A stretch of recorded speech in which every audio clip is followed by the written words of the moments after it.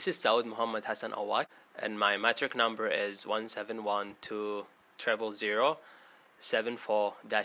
Civil Engineering RK01. And here is the executive summary. Under this title, which is the benefit of practicing a new normal, we are having a few points we would like to share with. First point is how COVID-19 harms us and how we can deal with this new pandemic. Also having a good understanding of how we could protect ourselves and protect our community. Our team conducted a survey about this program. Last point is to be aware of the right practicing of how to protect ourselves from this pandemic. Hi, I am SHAFIQAH and I will introduce our program and benefit from this program. So, we decide to do awareness talk on the importance of practicing new normal. As we all know, on 25th of January 2020, coronavirus took place in our country, Malaysia. Since then, the virus spreading infected the local and even the immigrants. On 2021, the cases rising to 4 digits on daily case. This leading to our second MCO on 13th of January. Along this period, precaution and steps been taken by both Malaysians and Ministry of Health Malaysia. The SOP been restricted. For example, no dine-in, limited operation hour, and any other SOP. As a student in Malaysia, we are responsible toward these pandemic issues. So, we plan to run this talk in our university first. With thousands of students each intake in every year, we see this golden opportunity to educate and spread some awareness among the students first. Since we are conducting this program through online platform, we open the access to outsider with the provided link. This initiative is all about to educate people on the importance of practicing new normal. This small step is to help Malaysia flatten the curve and become one of the best country in handling COVID-19 back. Hi, Assalamualaikum. My name is INTAN FAKHIRA binti MAZLAN and my number matric is 181372354. This section will tell us about the method that applied statistics in it. So, the research is conducted through the internet since it is the easiest way to reach out to the respondent in this pandemic. The method that we use in collecting the information is survey from Google Form. The surveys are usually used to increase knowledge for both our respondent and us. In this methodology, we have sampling and questionnaire. Sampling is the method that gives us information about a population based on the result in the survey. Meanwhile, a questionnaire is a set of questions to collect all information from the respondent. So, we have prepared 4 sections in the survey. Let me explain more clearly about the sampling and questionnaire. So now we will see our sampling from the survey that we did. The type of sampling that we use is random. There are about 80 respondents that involved in the survey. As we can see, based on the demographic profile section, there are 4 questions we're asking. That is include their origin from UNIMAP. So, we have 45 students from UNIMAP and another 35% is an outsider. Next is their gender. As we can see from here, there are more female than male respondent. Move on to the age of our respondent. They are in different ages, starting from 16 years old and above. And lastly, the level of study. Most of them are degree students, and other than that, we have a few diploma students We also have a respondent from high school student. That's it for our sampling in methodology. Next, we will see the questionnaire. It is a research instrument that consists of a series of questions to gather the information from the respondent. The questionnaire were divided by 4 sections from section A to section D. The section A is general overview. Section B is problem that occur throughout the program. Section C is the solution to improve our program. And lastly, section D, which is demographic profile that we see in the sampling. Out of 4 sections that we have, there are about 23 questions being asked in the survey. We use a different types of question, for example, open-ended question, close-ended question, scale question, and also problematic question. We choose to use a different kind of question. It is because we want our respondent to be an open-minded person, as we combine all types of question in one survey. That's all from me. Thank you. Assalamualaikum. My name is NURIZZATI binti AZIZAN. My number matric is 181372374. For my part, I will present about problem. It is normal for us, for project planner, to face a lot of problem before executing some projects, event or program. Such problem will appear at the beginning of the stage of presenting of the idea of the program, or in the middle of the process. Managing an event is not easy, especially when it comes to a big event for the whole student in certain universities. Therefore, there are a lot. Therefore, all the problems that appear while presenting the idea to do the talk, and while conducting this talk, will be presented. Therefore, all the problems that appear while presenting the idea to do the talk and while conducting this talk will be discussed here. The first problem that we encounter is waiting for the speaker's approval for this talk.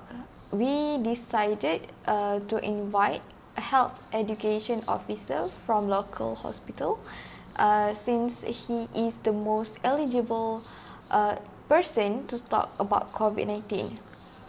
Since nowadays our COVID-19 cases are increasing, so we are worried if he will be able to do the talk or not, since he is also a frontliner.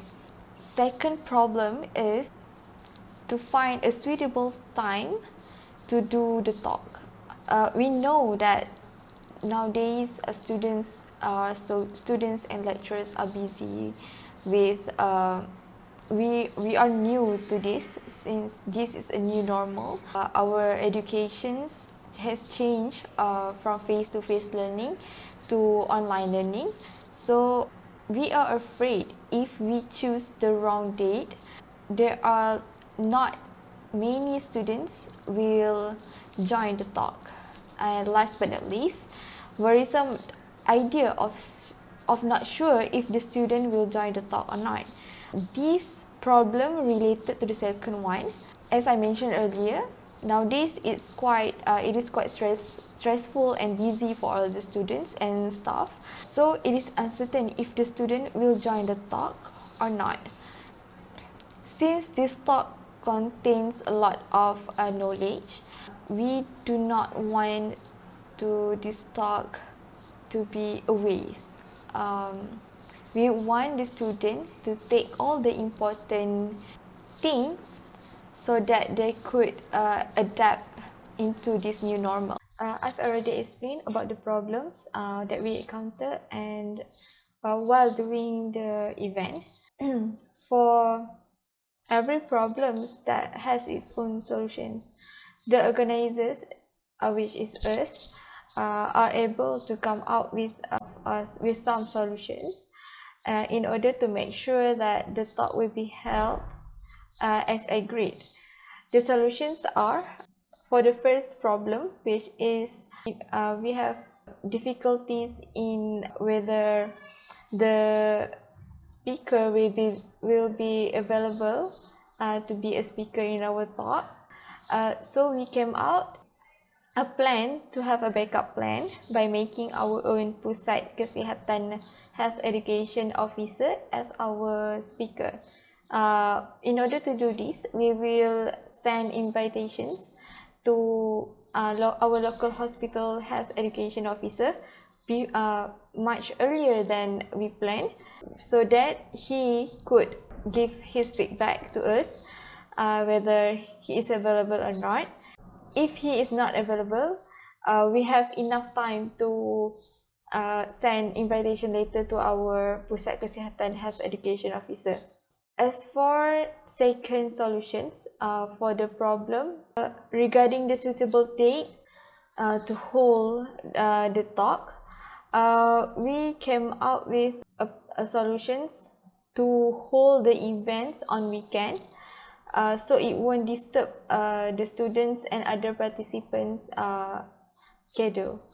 The last problem is the worrisome idea of whether our university students will participate in this talk or not, since like the second problem, since students' schedule and other participants' schedule is not fixed, so we are afraid that if they are not be able to come to join the talk, so we make the talk as pillars program. As we all know that UNIMAP students must have 7 pillars in order for them to graduate. So this is an opportunity for them to fill all the pillars so that they would graduate easily. So that's all the solutions that we came up. That's all from me. Thank you. The benefit we can get from this talk is that we can indirectly educate other people as well. This happens when the participant practice what been taught in this talk to their hometown. This act automatically influence others to follow their action. This is what we learn the correct way of practicing new normal. This session will be handled by MOH staff. They will teach us how to wash hands carefully, when to sanitize hands, how and when to keep social or physical distancing, and so on. They will do the sharing session based on their guidelines. Since this program will be conducting online, there is no social gathering, so less risk of infection. So everyone can join us with the provided link. Thank you. Assalamualaikum and hi. My name is HASLYIANA and I will share to you about our event management project. So our event is a talk about the awareness and benefits for following the standard operation procedure SOP, since all the university in Malaysia, including UNIMAP itself, has been called back all the students to the campus for attending the lab session face to face. So it is important for us to keep following the SOP that has been stated by the government and also the university itself. To prepare the event, we need to get a team first, and our team consists of 6 people, and this preparation took us almost 1 month to be fully prepared from A to Z. So in this event, NURIZZATI will be the event planner and she will act as the decision maker for the whole organisation. Meanwhile, me will be the person in charge for sending the proposal about our event to the UNIMAP, since this event will be included as pillars for the UNIMAP students. And SYAFIQAH is responsible to sending invitation to the hospital Tuanku Fauzia that we invited the speaker from there. And INTAN FAKHIRA will be responsible to choose the suitable date and suitable platform to do the event, since our event will be done virtually, so we need to choose the platform that can be joined for more than 100%. Meanwhile, for the financial planning will be responsible by SHAFINA IWANIE. She will prepare the prize and e-certificate for all the joiners that join our event. And Saoud, lastly, he will be responsible for the advertisement to make sure that all the students in UNIMAP knows about our event and also the staff. So when I said that the event took us almost 1 month to be fully prepared, the first step that we do is to build a team that consists of us 6 people. And then after discussing, we decided to choose NURIZZATI as the event planner. After that, we all have been given our task to be finished. My task is to do the proposal and send it to the UNIMAP to get response back, since this program will be included as pillars for the UNIMAP student, and the preparing the proposal and sending to the UNIMAP and get the response back took me almost 5 days to get the answer back. And after we get the answer from the UNIMAP, SYAFIQAH will be preparing the invitation to send to the hospital Tuanku Fauzia, since we invited the speaker from the hospital Tuanku Fauzia, and it took us also 5 days to get the response back. And after that, INTAN need 3 days to choose the suitable date and also suitable platform to do the event later, since the event of be done virtually, so we need to choose properly so that there will be no problem on that day. And then SHAFINA IWANIE been given 2 days for the financial planning, since we get the sponsor, SHAFINA need to finding the prizes that suitable, and also preparing the e-certificate to given to all the joiners that join the event on that day. And then Saoud will be given 10 days to advertise our event, to make sure that all the students in UNIMAP knows about our event and join the event. And Izzati, again, she is responsible for the activity planning, which is game during the event later. She's given 2 days to find which platform that can be used virtually for games or quizzes during the event. Assalamualaikum warahmatullahi wabarakatuh. I'm Shafina Iwani binti Soridan, and I will now continue the presentation on the cost of this project. So, the cost included the expenses on the prizes and e-certificate. For the cost, there are 2 ways of cash flow, which is income and expenditure. Income is the money that the organization receives, and the expenditure is credit to purchase goods or services. The expenses for the event are estimated to be about RM100.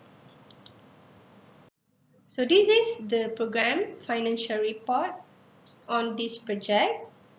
So we can see the income. We get the sponsor from the Students and Alumni Affairs UNIMAP, which is the total is RM100.